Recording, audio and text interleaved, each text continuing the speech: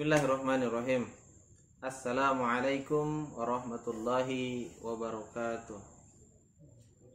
Innal hamdalillah nahmaduhu wa nasta'inu wa nastaghfiruh wa na'udzu billahi min syururi anfusina wa min sayyiati a'malina. May yahdihillahu fala mudhillalah wa la yudhlil fala hadiyalah. Asyhadu an la ilaha illallah wahdahu la syarikalah wa asyhadu anna Muhammadan abduhu wa rasuluhu la nabiyya ba'da. Allahumma salli wa sallim wa barik alaihi. Qala Allah Ta'ala fi kitabihil karim, a'udzu billahi minasy syaithanir rajim. Subhanalladzi asra bi 'abdihi lailan minal masjidil haram ilal masjidil aqsa alladzi barakna haulahu linuriyahu min ayatina innahu huwas samiul basir. Al-ayah. Sadaqallahul azim wa sadaqa rasulul karim. Alhamdulillah, kita bersyukur kepada Allah Subhanahu wa taala atas segala limpahan nikmat yang masih diberikan kepada kita, sehingga di hari ini kita dalam rahmatnya, dalam nikmatnya masih diberikan iman, masih diberikan nikmat Islam, sehingga ketika kita bangun tidur kita masih dalam keadaan sehat walafiat dan dalam keadaan beriman. Salam dan salam senantiasa kita curahkan kepada uswah dan qudwah kita, Nabiullah Al-Mustafa Muhammad Rasulullah sallallahu alaihi wasallam. Warga SMP IT Ihsan Kamil yang berbahagia, anak-anakku sekalian yang berada di rumah beserta kedua orang tua, hari ini kita sama-sama memperingati peristiwa monumental dan peristiwa fenomenal sekaligus, yaitu peristiwa Isra wal Mi'raj, ya, yang tadi dibacakan ayatnya, di mana Allah menjelaskan peristiwa ini dalam surat Al-Isra ayat pertama. Al-Isra itu ada di juz 15, ya, atau juz yang tengah itu yang tadi diucapkan, yang artinya Maha Suci Allah yang telah memperjalankan hambanya pada suatu malam dari Masjidil Haram, yaitu masjid yang ada di Makkah, ke Masjidil Aqsa, ya, di Palestina, yang telah kami berkahi sekelilingnya agar kami memperlihatkan kepadanya sebagian dari tanda-tanda kebesaran kami, ya. Sesungguhnya Dia adalah Allah yang mendengar lagi Maha mengetahui. Baik, anak-anak sekalian yang dirahmati Allah Subhanahu wa taala, peristiwa Isra Mi'raj yang tadi saya sampaikan adalah satu peristiwa yang fenomenal dan monumental, ya. Mari kita sedikit bahas dua kata ini. Yang pertama, Isra Mi'raj itu adalah peristiwa yang fenomenal, dari kata fenomena. Ini adalah peristiwa yang terjadi, peristiwa luar biasa yang sesungguhnya peristiwa serupa belum pernah terjadi sebelumnya.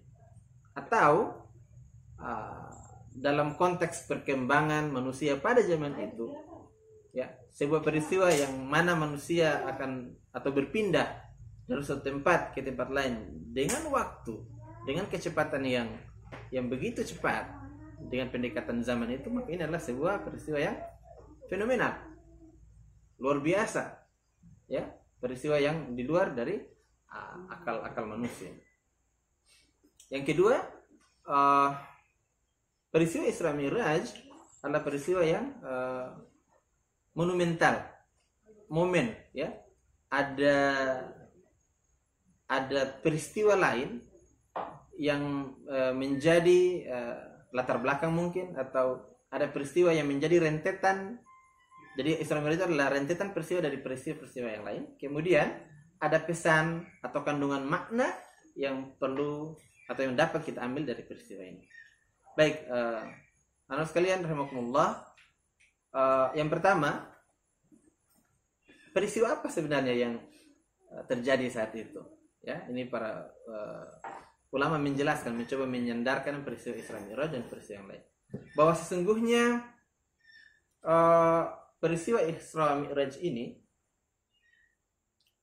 terjadi pada tahun ke-12 kenabian, 1 tahun sebelum hijrah, di mana di sana ada 2 peristiwa yang menjadikan Nabi sallallahu alaihi wasallam bersedih, ya, tahun kesedihan.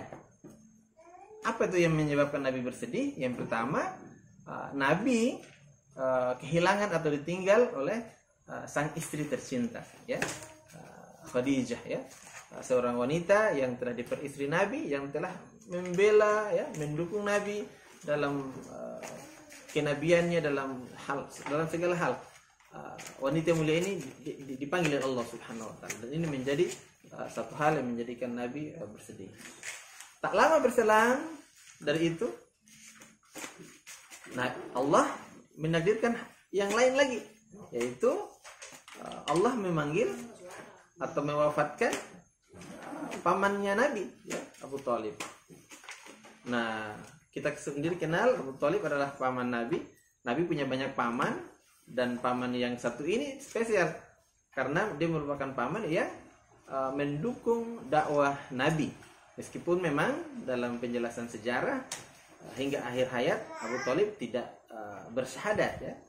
Tapi berbeda dengan paman-paman yang lain, paman Nabi yang lain, misalnya Abu Lahab misalnya, dia bukan saja ini tapi menentang Nabi dalam berdakwah. Nah, peristiwa ini kemudian menjadikan Nabi, dijelaskan dalam sejarah, Nabi bersedih. Maka Allah Subhanahu wa taala hendak menghibur Nabi dengan melibatkan Nabi dalam sebuah peristiwa yang tadi kita sebutkan fenomenal, kemudian monumental. Nah, iwafillah rahmatullah yang diberkahi Allah, peristiwa Isra Mi'raj yang tadi kita sudah bahas di awal, disinggung dalam surat Al-Isra ayat pertama. Kemudian secara rinci Nabi menjelaskan dalam sebuah riwayat hadis yang panjang, yang mana disampaikan kembali oleh sahabat Nabi itu Anas bin Malik radhiyallahu an, bahwa di sana Nabi menuturkan, ya, atau menjelaskan, menceritakan apa sebenarnya yang terjadi pada peristiwa itu. Nah, ini penting untuk kita simak. Jadi, wafillah rahmatullah, anak sekalian yang berbahagia, Nabi menjelaskan dalam hadis yang panjang itu, ya, Imam Abu Abdullah Al-Bukhari mengatakan, telah menceritakan kepada Abdul Aziz ibnu Abdullah, telah menceritakan kepada kami Sulaiman, yakni ibnu Bilal, dan seterusnya, ya. Nabi SAW mengalami peristiwa Isra dari Ka'bah, Masjidil Haram, ya, kemudian ke Masjidil Aqsa, ya. Di sana dijelaskan dalam hadis yang panjang ini, saya mungkin singkat-singkat saja isinya, bahwa suatu ketika Nabi mengatakan telah terbuka atap rumah Nabi begitu. Kemudian datang malaikat Jibril bersama Nabi kepada Nabi. Kemudian Nabi dibawa ke satu tempat berdekatan dengan sumur Zamzam. Di sana kemudian Nabi oleh malaikat Jibril dibelah dadanya. Dibelah dadanya. Ini adalah peristiwa kedua dalam risalah Islam, dalam kehidupan Nabi, bahwa Nabi sebenarnya pernah dibelah juga dadanya ketika Nabi berusia, ada yang menjelaskan 4 tahun, ada juga yang menjelaskan 6 tahun, ketika Nabi masih diasuh oleh ibu asuhnya, Halimatus Sa'diyah, ya. Kemudian dalam penjelasannya, dada Nabi dibelah, setelah dibelah oleh malaikat Jibril, kemudian dibersihkan dengan air Zam-Zam, kemudian dimasukkan emas, ya, dalam jiwanya, dikeluarkan kotoran-kotorannya sebelumnya, kemudian setelah itu ditutup kembali atau dijahit kembali, kira-kira seperti itu, menjadi seperti sedia kala, seperti semula. Kemudian Nabi oleh malaikat Jibril diperjalankan. Dijelaskan dalam hadis ini, Nabi diberikan kendara seperti hewan yang mirip kuda atau keledai. Nabi jelaskan tingginya lebih tinggi dari keledai, tapi tidak lebih tinggi daripada kuda ya. Kemudian kira-kira seperti Versailles seperti itu. Kemudian Nabi menjelaskan ketika dinaiki hewan ini atau alat transportasi ini, ketika ditancap dinaiki, seketika berjalan dan kecepatan perjalanan itu sejauh mata memandang. Masya Allah ya. Maka Nabi dalam menjelaskan hadisnya, Nabi tibalah di Masjidil Aqsa di Palestina. Ini sebuah tempat yang cukup jauh. Dijelaskan dalam sejarah bahwa tempat ini nanti cari di angkanya berapa jauh, tapi ini cukup jauh.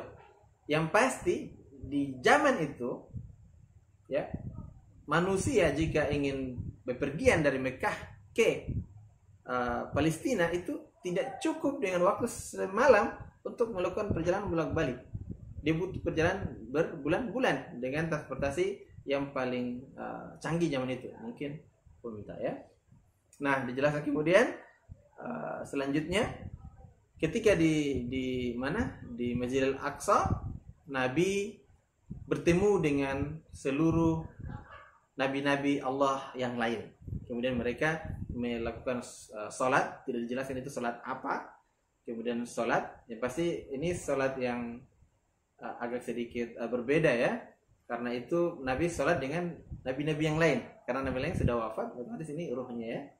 Setelah peristiwa itu kemudian Nabi diangkat ke langit, mulai dari langit 1 dijelaskan dalam hadis ini, hadis 2, langit pertama, langit kedua, sampai langit ke-7 hingga ke Sidratul Muntaha. Di sana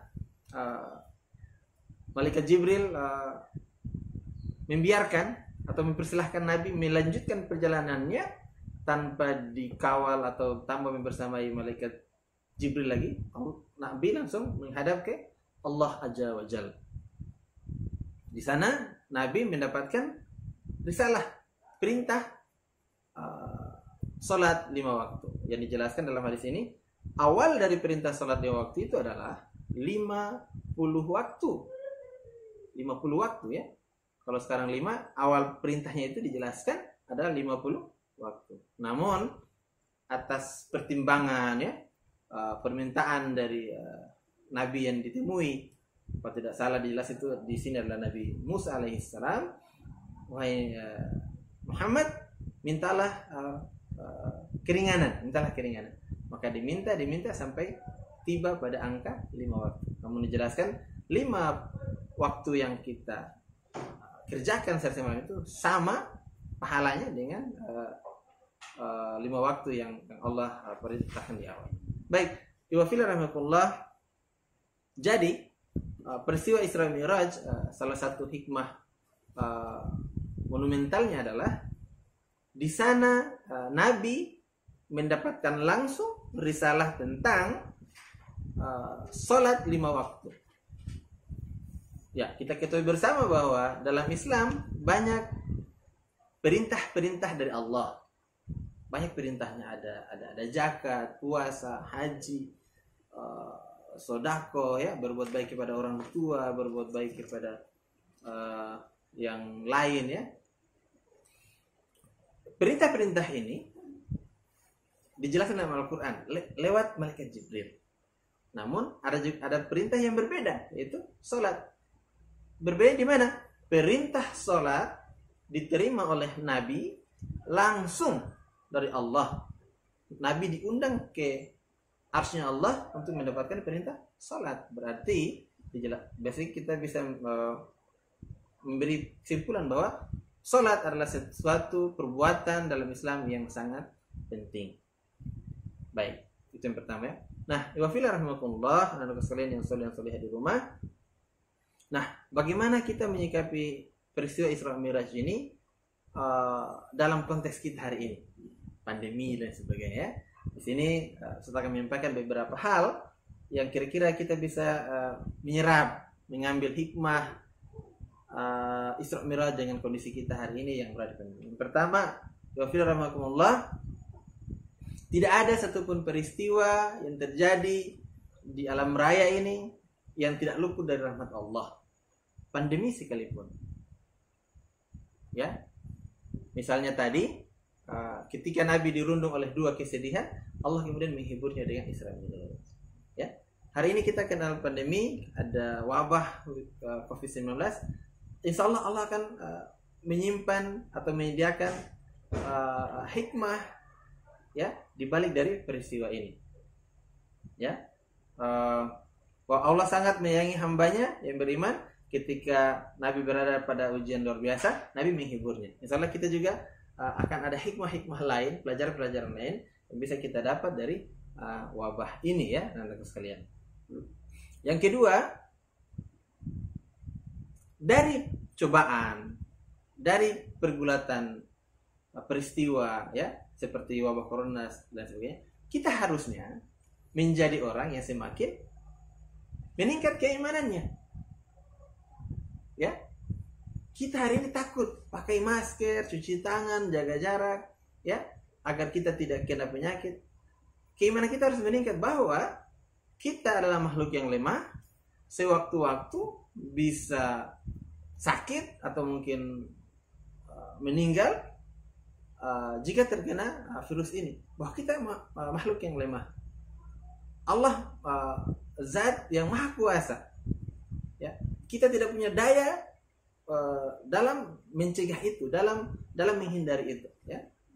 Maka harusnya ini muncul keimanan bahwa kita adalah makhluk yang lemah, takluk, tunduk, ya, tidak mampu berbuat apa-apa dengan zat, dengan makhluk Allah yang kecil, yang mikron, ya, ukurannya di dalam dilihat dari mikroskop.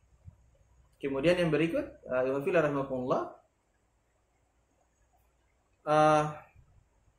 semoga peristiwa Isra Mi'raj ini dalam masa pandemi ini membawa kita pada perbaikan kualitas ibadah. Kualitas ibadah. Di sana dijelaskan tadi bahwa Isra Mi'raj itu terjadi pada malam hari. Di mana di malam hari itu orang dalam kesahduan, ketenangan, mungkin tidur. Tapi bukan berarti kita kemudian berleha-leha di rumah. Justru pada malam hari itu kita harusnya meningkatkan amal ibadah kita. Kita bersama pada malam hari di sepertiga malam, di penghujung malam ada namanya salat tahajud, di mana salat ini menjadi salat yang paling utama setelah salat wajib. Itu pada malam hari. Jadi ketika kita di rumah, ya, janganlah kita kemudian berleha-leha, tidak belajar, tidak hafal Quran, tapi bagaimana kita manfaatkan kondisi kita yang di rumah saja itu maksudnya, untuk meningkatkan amal, meningkatkan semangat belajar, menghafal Quran dan lain sebagainya, sehingga ketika kita keluar dari kondisi ini, kita menjadi pribadi yang baru, pribadi yang hebat, pribadi yang luar biasa, yang kaya pengetahuan, kaya iman, banyak amal-amal yang tercipta. Baik. Dan yang terakhir adalah peristiwa Isra Mi'raj menunjukkan bahwa Allah punya kuasa atas segala sesuatu. Allah punya kehendak atas segala sesuatu. Allah mampu memperjalankan hambanya, manusia, Rasulullah Muhammad SAW, secara utuh, ruh dan jasad sekaligus. Kalau Allah berkehendak, maka terjadilah kun fayakun. Manusia hanya bisa menerka-nerka, meraba-raba, mengandai-andai, tapi Allah punya kehendak atasnya, ya. Maka kalau Allah telah berkehendak atas sesuatu, maka terjadi. Jangankan Isra Mi'raj, ada peristiwa yang lain pun kalau Allah berkehendak akan terjadi. Maka karena Allah berkehendak, Allah punya kuasa atas itu semua, ya. Baik, anak sekalian yang dirahmati Allah, semoga hari ini di momentum Isra Mi'raj hari ini kita makin dalam lagi memahami, mengimani Islam ini, agama yang kita anut ini, kemudian semakin rutin lagi dalam menjalankan ibadah-ibadahnya, sehingga kita menjadi hamba-hamba yang bahagia, ya, yang berbangga dengan amalan-amalan yang kita perbuat, sehingga Allah layak menghadiahkan kita pada surganya nanti. Baik, demikian dari saya. Mohon maaf jika ada banyak kesalahan kata dalam penyampaian kami. Semoga bermanfaat. Jika benar datangnya dari Allah. dan jika salah kesalahan kami pribadi dan mohon dimaafkan. Lebih kurang jazakumullah khairan katsir. Wassalamualaikum warahmatullahi wabarakatuh.